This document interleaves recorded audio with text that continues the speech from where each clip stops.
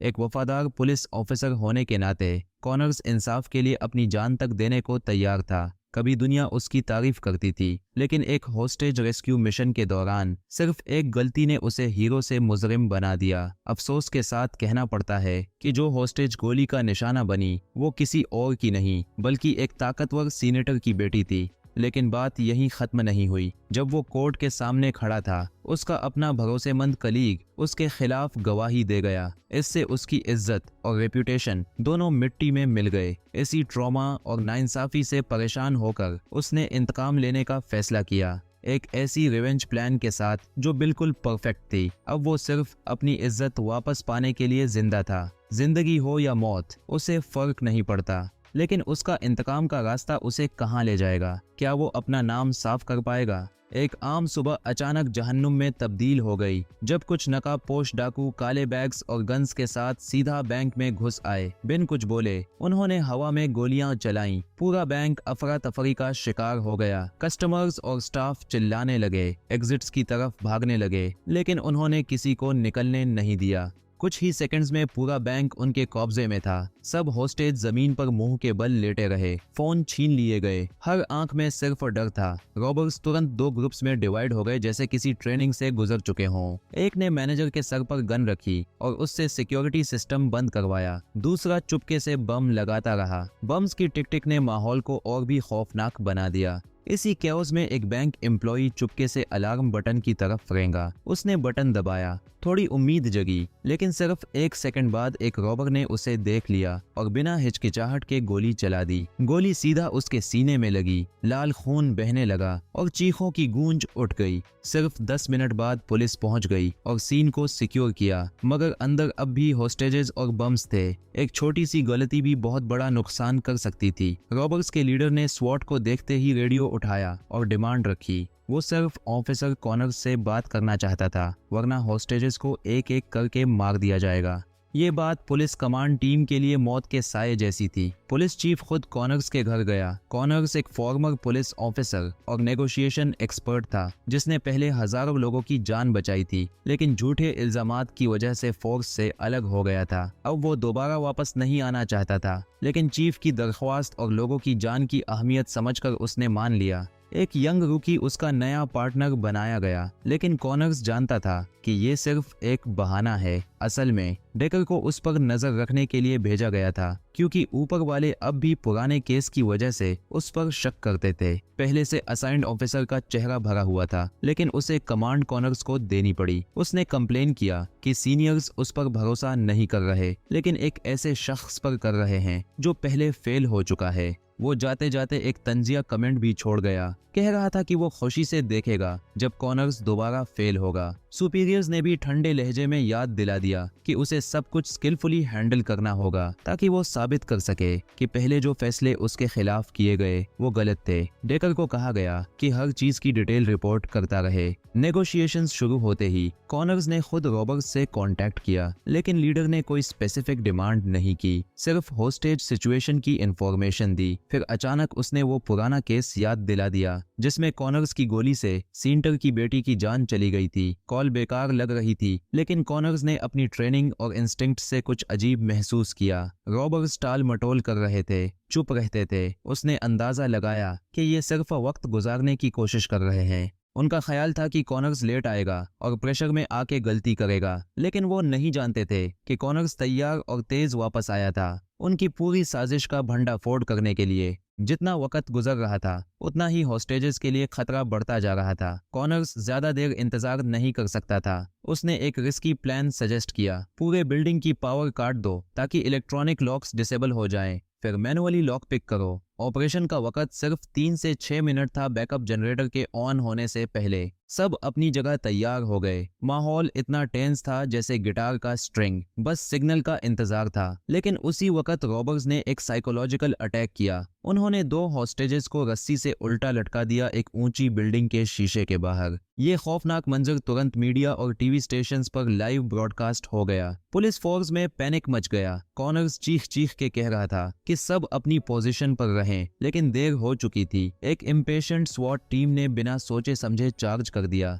जैसे ही वो main entrance के पास पहुंचे, एक जोरदार धमाका हुआ जो पूरे एरिया को हिला गया। बैंक का दरवाजा उड़ गया, स्वॉट ऑफिसर्स इधर उधर जैसे पत्थर की तरह गिर गए। फिर साइड एंट्रेंसेस से भी धमाके होने लगे जैसे पूरी जमीन हिल रही हो। प्रेस के लोग भगदड़ में कुचल गए। फिर रॉबर्ट्स के प्लान के मुताबिक दर्जनों होस्टेजेस अंधेरे और धुएं से भरे माहौल में बाहर भागने लगे। एम्बुलेंस के सायरन की गूंज में सब भाग रहे थे। जब सिक्योरिटी फोर्सेस ने अंदर जाकर देखा, सिर्फ टूटी हुई दीवारें, शीशे के टुकड़े, खून के निशान और धूल ही मिली, लेकिन रॉबर्ट्स का कोई निशान नहीं था। वो सब लोग ऐसे गायब हो गए जैसे कभी थे ही नहीं। शुरुआती रिपोर्ट्स के मुताबिक एक होस्टेज मार दिया गया। काफी लोग जख्मी हुए। जो 2 लोग लटकाए गए थे वो अभी जिंदा थे, लेकिन उनकी हालत इंतहाई नाजुक थी। किसी भी शख्स ने रॉबर्ट्स को पहचाना नहीं क्योंकि उन्होंने मास्क पहने हुए थे। एस्टीमेट किया गया कि ये ग्रुप 5 से 9 लोगों पर मुश्तमिल था। ये लोग किसी प्रोफेशनल टीम जैसे लग रहे थे।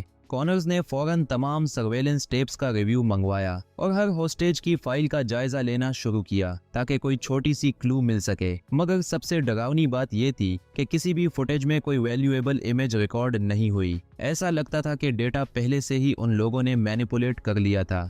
लेकिन एक शक भरी मालूमात सामने आई। रॉबर्ट्स ने सारे वॉल्ट्स नहीं खोले, बल्कि सिर्फ एक खास सेफ को टारगेट किया। वो सेफ एक मिडिल ईस्टर्न शहजादे का था जिसमें कोई ऐसी चीज थी जो अब तक अननोन थी। जैसे ही डेकर ने कॉनर्स और रॉबर्ट के दरमियान रिकॉर्डिंग दोबारा सुनी, उसे फौरन समझ आ गया कि रॉबर्ट्स केओस थ्योरी यूज कर रहे थे, एक बेहतरीन मिसडायरेक्शन टैक्टिक। लंच के दौरान डेकर ने कॉनर्स को बताया कि जब सब कुछ इतना कैओटिक हो जाए कि सच और झूठ में फर्क करना मुश्किल हो, तो हमेशा एक छुपी हुई सच्चाई होती है। अगर उसे फॉलो किया जाए तो पूरा प्लान एक्सपोज हो सकता है। लेकिन कॉनर्स ने इस बात को बचगाना कहकर हंस दिया और डेकर को उसकी थ्योरी के साथ छोड़कर चला गया। ज्यादा देर नहीं गुजरी थी कि सारी हाइपोथेसिस अचानक क्लियर हो गई जब उन्होंने होस्टेज लिस्ट में एक मशहूर नाम देखा, रिचर्ड। वो एक डेंजरस क्रिमिनल था जिसका रिकॉर्ड लंबा था और जो कभी कंट्रोल में नहीं आता था।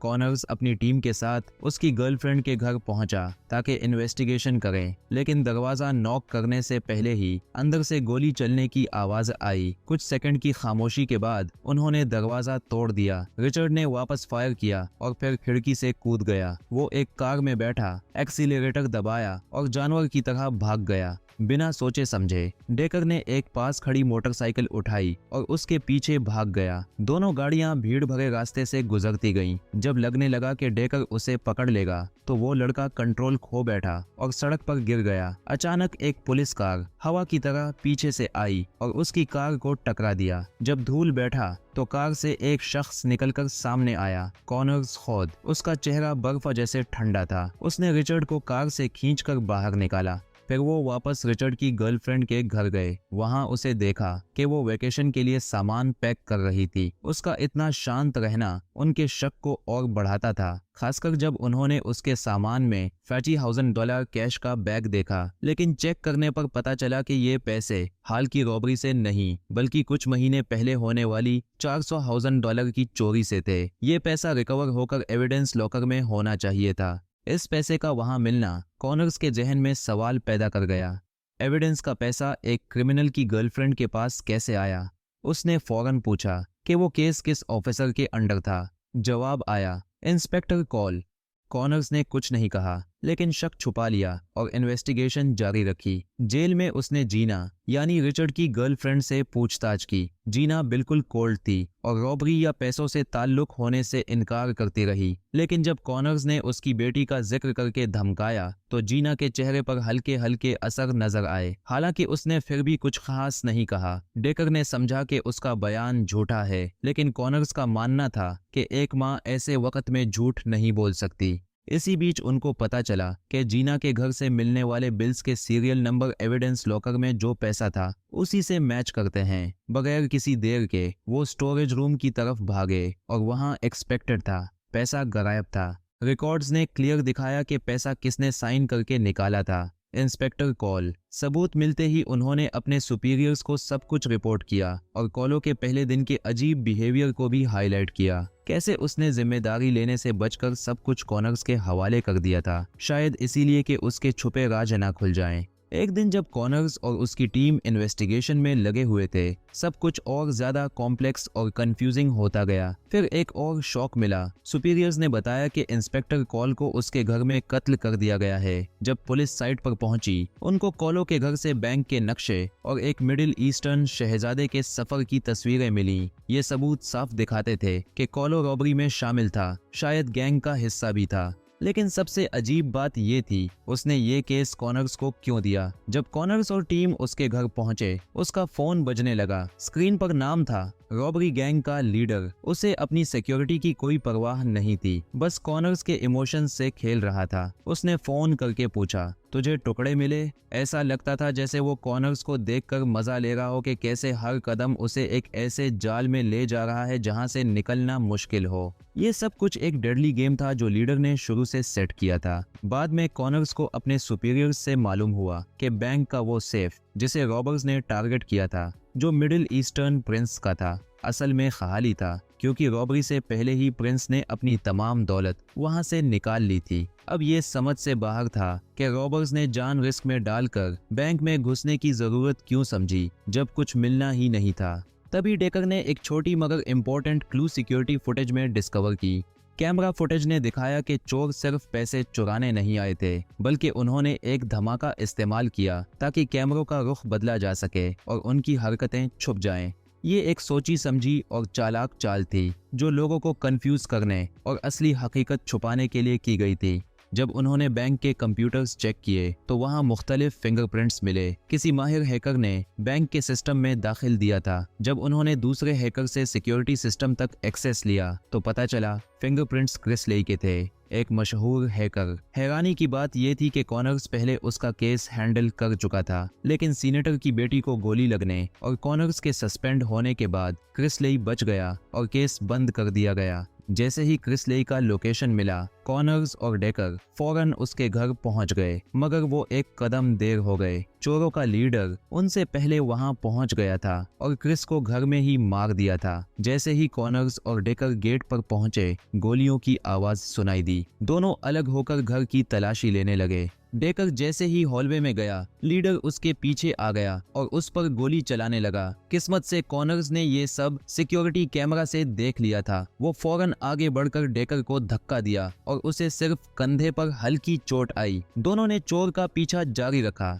लेकिन वो बार बार गोली चलाकर रास्ता रोकने लगा और आखिर में कार में भाग गया। थोड़ी देर बाद कॉनर्स को खबर मिली कि रिचर्ड होश में आ गया है। जब कॉनर्स ने उससे पूछगछ करने की कोशिश की तो वो बिल्कुल चुप रहा, सिर्फ गालियां दे रहा था। डेकर ने फिर ट्रेडिशनल तरीके से हटकर इंटरोगेशन की जिम्मेदारी ली। उसका पहला वेलकम रिचर्ड के टूटी हड्डी पर मुक्का था, जिससे वो दर्द से चीख उठा। बाहर से देखकर कॉनर्स को मानना पड़ा कि डेकर का अपना तरीका था, कुछ उसी की तरह, मगर चोर अब भी चुप रहा। जब पहला तरीका काम ना आया तो डेकर ने दूसरा चाल चला। उसने एक सिरिंज निकाला और धमकी दी कि वो उसे एक नशा आवर दवा इंजेक्ट करेगा। छोटी डोज से सुकून मिलेगा, मगर ज्यादा डोज से मौत। रिचर्ड और घबरा गया जब डेकर ने कहा, तेरे जैसे चोर के मरने की कोई तहकीकात नहीं होगी।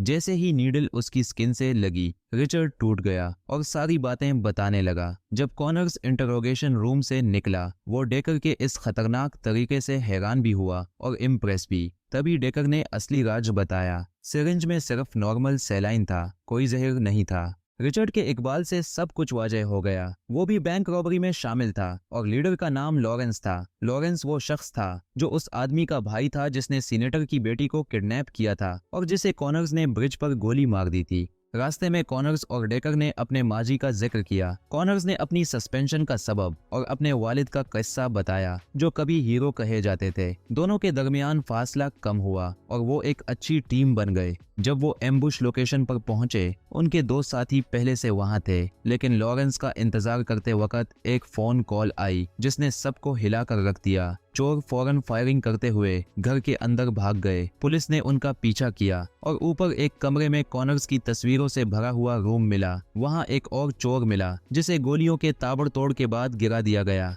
कॉनर्स ने दूसरे चोर का सामना किया और उसे कुछ सेकंड्स में मुक्कों से गिरा दिया, मगर टेंशन खत्म नहीं हुई। एक फीमेल ऑफिसर ने टिकिंग टाइम बॉम्ब ढूंढ निकाला। उसने चीख कर सबको एवाक्यूएट करने को कहा। सब निकल गए सिवाय कॉनर्स के। दूर से लॉरेंस ने जलती हुई बिल्डिंग देखी और समझा कि उसका भाई का कातिल मर गया है। वो ठंडे दिल से चला गया। बाकी 3 पुलिस ऑफिसर्स सदमे में थे। अपने दोस्त को खो देने का गम उन पर सवार था। पुलिस और फायर फाइटर्स वहां पहुंच गए। राख में एक लाश मिली जिसके पास पुलिस बैज था। सबने समझा कि ये कॉनर्स की लाश है और उसकी कुर्बानी पर गम मनाया गया। लेकिन ऑफिस में डेकर को उसके हैकर दोस्त ने एक शॉकिंग कॉन्स्पिरेसी बताई। रॉबरी सिर्फ धोखा थी। असल प्लान था हर बैंक अकाउंट से $100 से कम रकम चुराना ताकि डिटेक्शन से बचा जा सके। बैंक सिस्टम में वायरस लगाया गया था। पैसा शेल अकाउंट्स में ट्रांसफर होता था। सब एक बड़ा धोखा था। डेकर ने आगे तहकीकात की और देखा कि फाइल्स में कॉनर्स का सिग्नेचर जाली था। उसने एविडेंस लॉकर मैनेजर हैरी से पूछगछ की और पता चला कि हैरी, जो पहले कॉनर्स से जलील हुआ था, चोरों से मिल गया था ताकि कॉनर्स को फंसाया जा सके। लेकिन सबसे ज्यादा शक इस बात पर हुआ कि लॉरेंस हमेशा पुलिस से एक कदम आगे क्यों होता था। हैरी की जुबान से फिसली बात ने डेकर को क्लू दिया। लॉरेंस असल में यॉर्क था, कॉनर्स का पुराना पार्टनर, जिसे एक होस्टेज रेस्क्यू फेल होने के बाद निकाल दिया गया था। यॉर्क ने बदले के लिए कॉनर्स को मैनिपुलेट किया और सब कुछ प्लान किया। डेकर ने यॉर्क का ताकुब किया और उसे एक डाइनर में ढूंढ निकाला। वहां अरेस्ट एक शूटआउट में बदल गया जो एक इंटेंस स्टेज में तब्दील हो गया। आखिर में डॉक्स पर दोनों का हाथापाई से फाइट हुआ और डेकर ने उसे गोली मारकर खत्म कर दिया। जब लगा कि सब कुछ खत्म हो गया, डेकर ने अपनी वॉलेट में रखे $10 के नोट से एक जाना पहचाना स्मेल महसूस किया। चोरी के पैसों का स्मेल। उसे याद आया कि ये नोट कॉनर्स ने दिया था। फौरन ही वो कॉनर्स के घर गया जहां उसने केओस थ्योरी पर किताब देखी। वही थ्योरी जिसे चोर ने सारी प्लानिंग में इस्तेमाल किया था। एयरपोर्ट जाकर डेकर को अचानक कॉनर्स का फोन आया जिसे सब लोग मरा हुआ समझ रहे थे। फोन पर कॉनर्स ने पूरी स्कीम बताई। चोर को मारना, फायर फाइटर की लाश से धोखा देना, यॉर्क के साथ रॉबरी करना और फिर उसे भी मारकर सब राज छुपा देना। कॉनर्स ने कहा कि वो चोरी के पैसों के साथ निकल गया है और डेकर से मजाक करते हुए बोला कि तुम स्मार्ट हो लेकिन अभी भी काफी नाइव हो। डेकर सिर्फ एयरपोर्ट के दरमियान खड़ा रह गया। समझने लगा कि जिस शख्स को वो कभी आइडियल मानता था वो असल में एक धोखेबाज बिलियनियर बन चुका है जो अपने प्राइवेट जेट में आराम फरमा रहा है। यूं ये एक परफेक्ट डिसेप्शन था जहां इंसाफ और वफादारी दोनों धुएं, आग और झूठ के अंदर दफन हो गए। फिल्म यहीं खत्म होती है।